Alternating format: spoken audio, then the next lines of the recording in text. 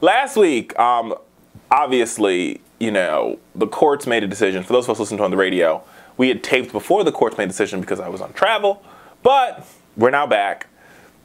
And finally, America, the courts have ruled. And the courts have been pretty simply have said, hashtag love wins. And it's about damn time. I mean, let's be real. So I'm not going to sit here and focus on the fact that the courts rule that you now can, no matter where you are, there's not even gay marriage and non-gay marriage. It's just like marriage. Everybody can get married. Gay people can get married. Lesbians can get married. Straight people can get married. Everybody can get married. It's a great thing. God bless America. God save the Queen.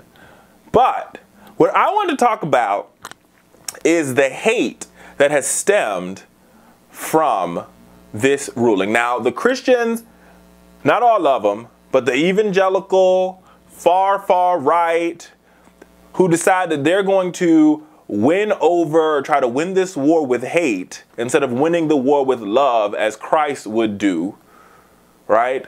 Because the Christ in the Bible says pretty clearly, love your neighbors as yourself as Christ loved the church. And when you go around and you say all these things that are just insidious about gays, lesbians, bisexual, and transgendered people, that, and queer folk, America is not love. That, America, is hate. And I'll be very particular, and I'm not going to spend too much time on this. I'm not going to belabor this situation.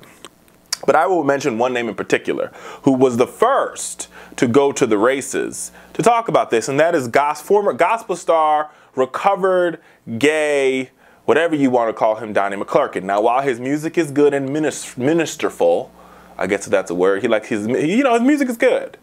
But his comments are outright obscene, ridiculous, and downright nasty. He has went on the attack, right, and attacked the LGBTQ community, right, for the fact that they want to get married. And my thing is this, Donnie, just mind your business. Because a couple years ago, let the record reflect, you were engaging in the same type of activities you're not speaking out against. But that's neither here nor there. That's neither here nor there. Just mind your business. You can control your salvation. You can only control if you go to heaven. You can't control if your mama go to heaven, if your father goes to heaven, if your cousin goes to heaven, if your mammy goes to heaven, if your grandmother goes to heaven. So stop passing judgment against people that ain't you. Worry about your business. Just worry about your own stuff and stop worrying about who is sleeping with who. If people in the church have a problem with gay people, if you have a problem with gay marriage, that's fine. Don't talk to gay people. Don't marry gay people. And live your life. And stop worrying about their life. Because their life is really none of your business. For real though, real talk, people. America, we here at the Fowler Show are dedicated to informing you, to empowering you, and to help you get your voice back. And if I didn't address this, I would be doing you a disservice. Hypocrisy is not the answer, which is what you've seen from all these folks, from Mike Huckabee down. Now, I took a picture with Mike Huckabee. I saw him last weekend, and I like Mike Huckabee, but his comments about the LGBTQ community are far off base.